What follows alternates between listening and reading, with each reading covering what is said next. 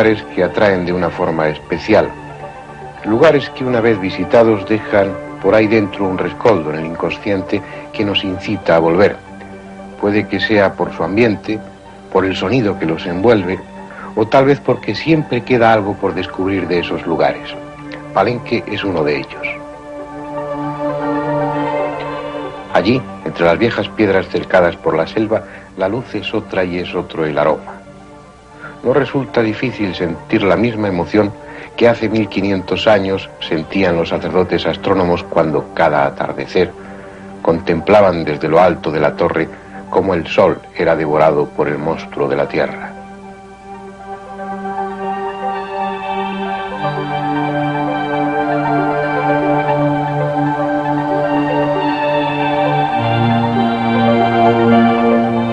Ya habíamos estado en Palenque, pero quedó algo por hacer. No tuvimos tiempo de visitar a un viejo amigo, Pacal, alguien demasiado importante como para que no regresáramos. Ya les dije que siempre había un motivo para volver.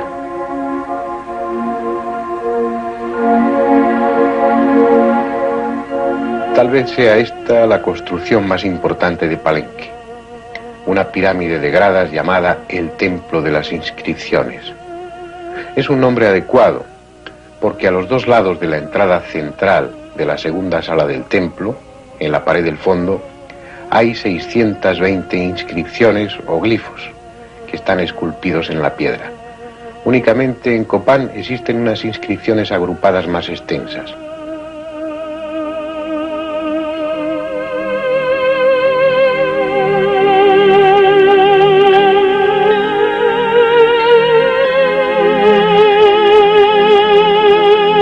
No es ese críptico mensaje lo que hace del Templo de las Inscripciones el edificio más visitado por los turistas, sino algo más escondido y enigmático.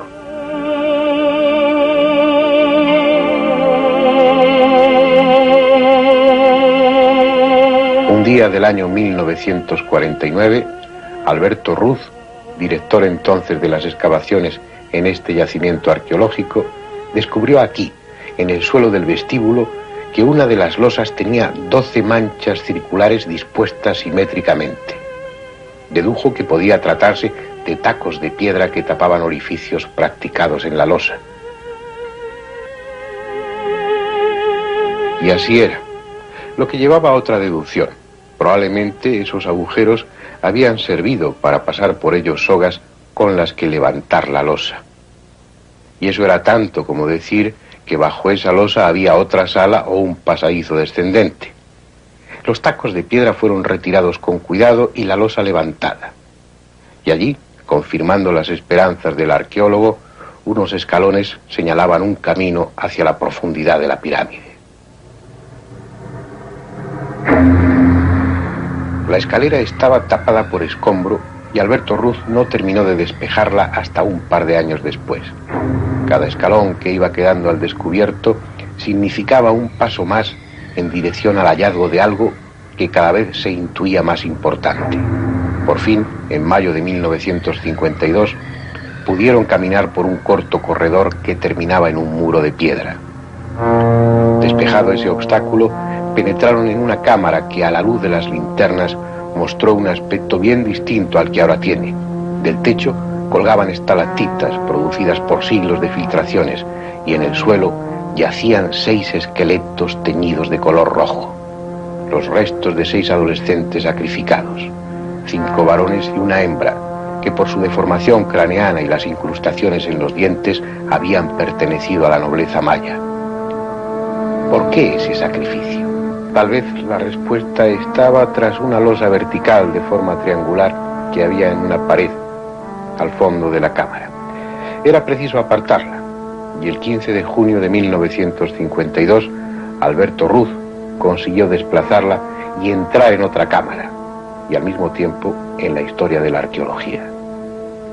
Se trataba de una sala rectangular de unos 9 metros de larga por 4 de ancha, con el techo terminado en bóveda a casi 7 metros de altura. 9 personajes pintados sobre el estuco de la pared montaban guardia desde hacía 1300 años, protegiendo el sueño de alguien que descansaba bajo una losa labrada de 5 toneladas. Una tumba. Hasta ese momento los arqueólogos habían afirmado rotundamente que, a diferencia de las egipcias, las pirámides mexicanas no tenían dentro tumbas. Se habían equivocado. El templo de las inscripciones de Palenque sí tenía una tumba.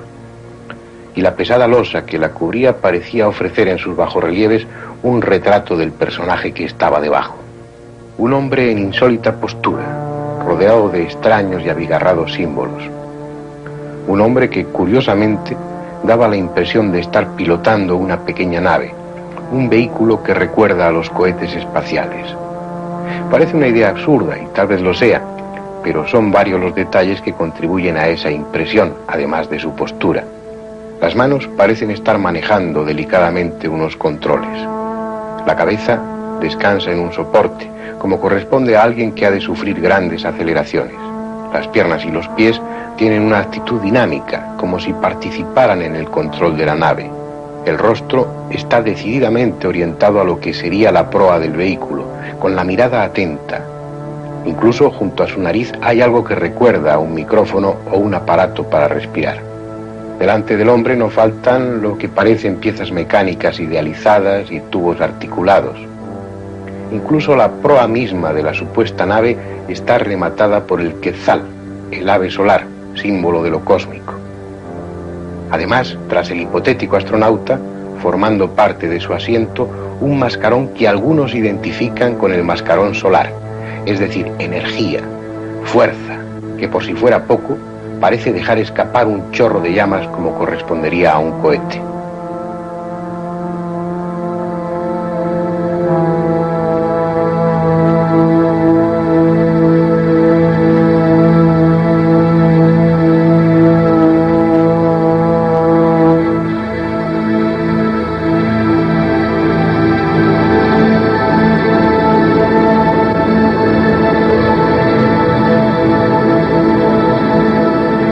El primero en sugerir que el personaje que está en la losa de Palenque es un astronauta fue Alejandro Kazantsev, un científico soviético nada convencional.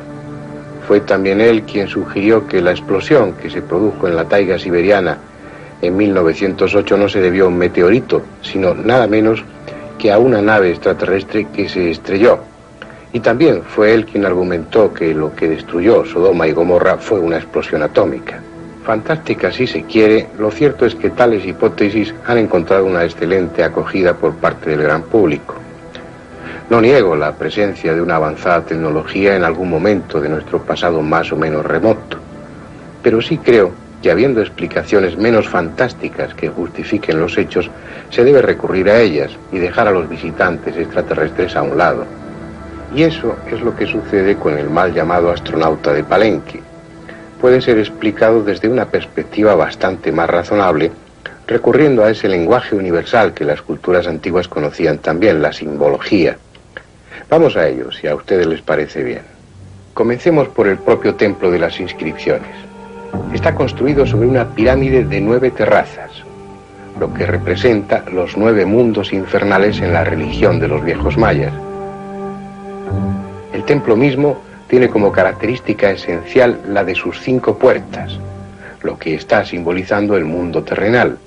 Entre los mayas, el 5 se identificaba con la tierra y con el glifo Tun, que es la estilización del monstruo de la tierra. Así pues, el templo es la tierra de los vivos, que se apoya sobre el inframundo.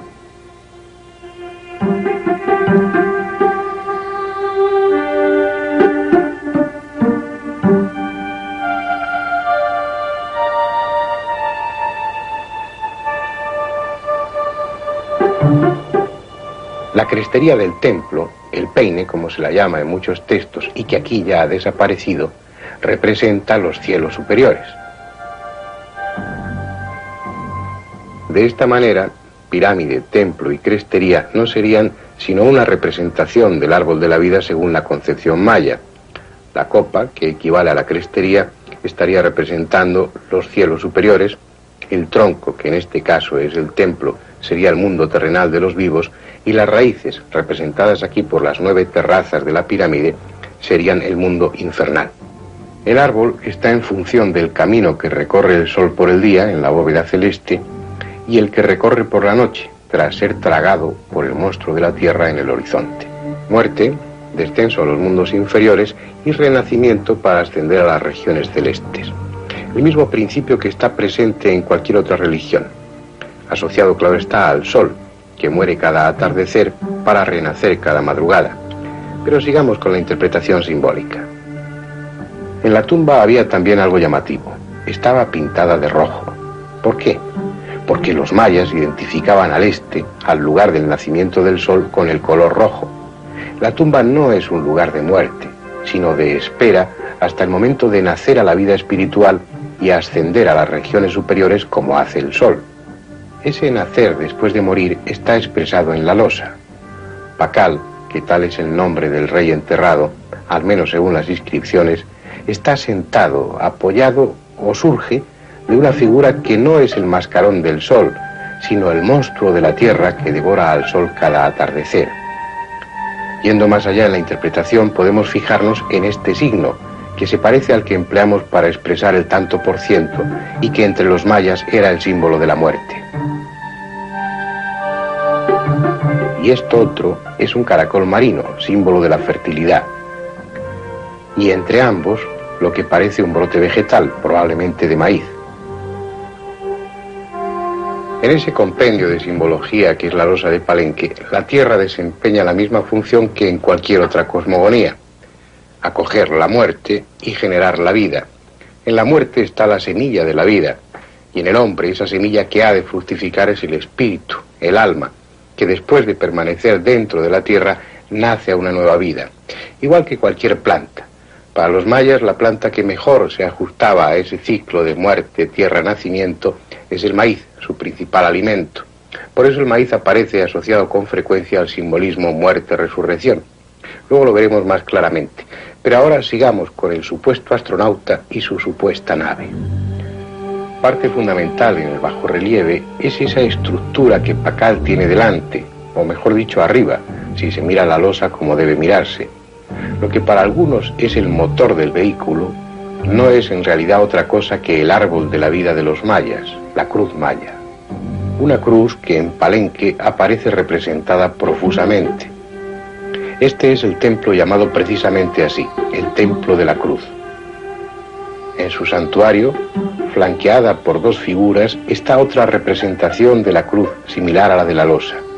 Como aquella, se asienta sobre el monstruo de la tierra, y también como aquella, está rematada por el pájaro quetzal, el símbolo celeste. Hay otro templo en Palenque que también guarda una cruz. Le llaman el Templo de la Cruz Frondosa. En su santuario hay otra cruz maya, en este caso foliada, formada por largas hojas de maíz, asociando así la cruz a la vida, como una manifestación clara de la cruz como árbol de la vida.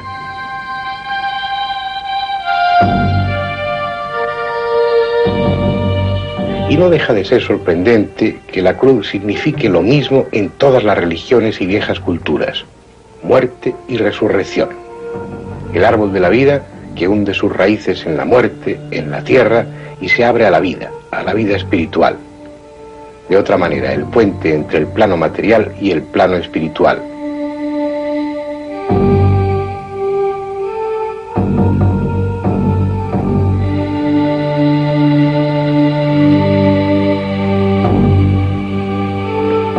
Los 4 brazos iguales es un símbolo solar, el equivalente a los 4 puntos cardinales definidos por el sol, con el brazo inferior más largo, el árbol de la vida, y el hombre mismo, sustentándose en lo material y proyectándose hacia lo espiritual. Krishna, Cristo y otros avataras mueren en la cruz, en el árbol de la vida, dando a ese símbolo su sentido más auténtico.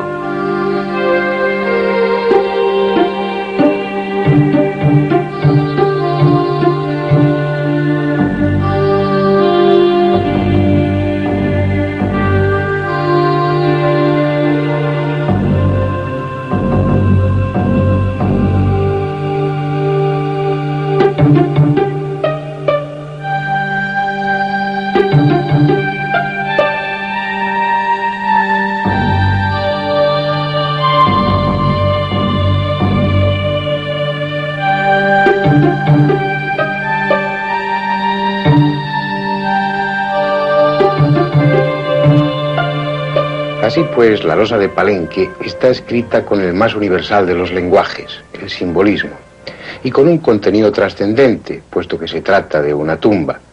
No es un astronauta, es un hombre con ansia de eternidad, un viajero con un destino más allá de las estrellas. A pesar de todo, esa tumba conserva más de un misterio.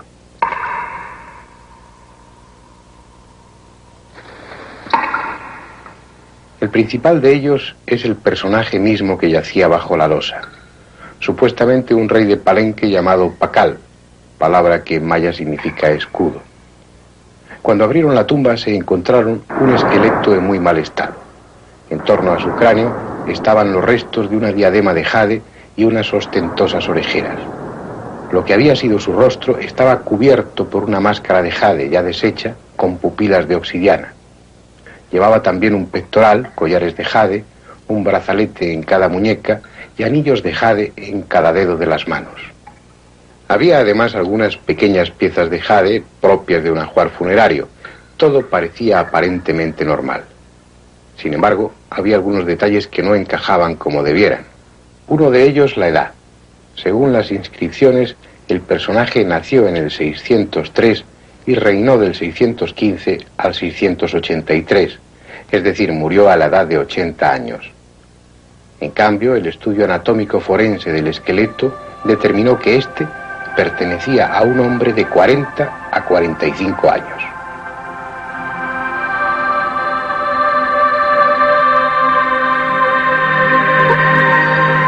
Y además un hombre singular, porque medía 1,73 m de estatura, unos 20 centímetros más de lo que medían los mayas de entonces.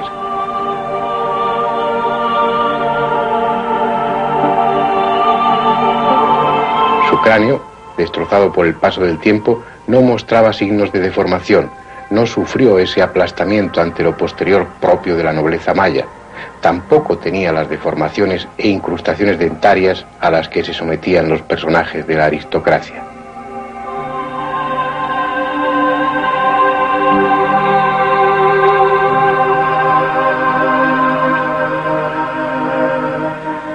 En resumen, la tumba contenía los restos de un hombre que no encajaba ni anatómicamente, ni socialmente, ni cronológicamente con quien, según las inscripciones, debiera estar enterrado allí. Probablemente ni siquiera era maya. Por el contrario, los 6 esqueletos que se encontraron en la antecámara pertenecían, de formación craneana e incrustaciones dentarias incluidas, a 6 adolescentes de la nobleza maya, dándose la circunstancia además de que esos esqueletos estaban mejor conservados que el de la tumba, como si éste hubiera muerto antes y llevara más tiempo enterrado.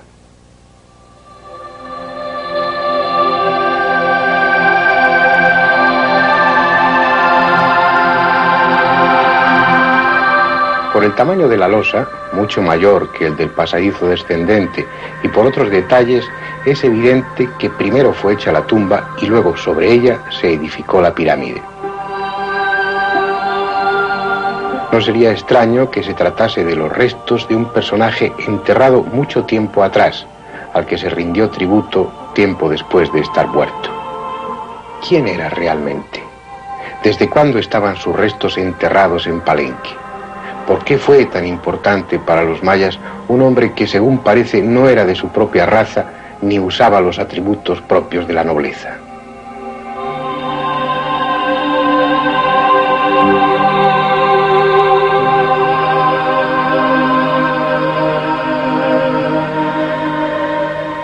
No lo sé, y creo que nadie tendrá ya la respuesta.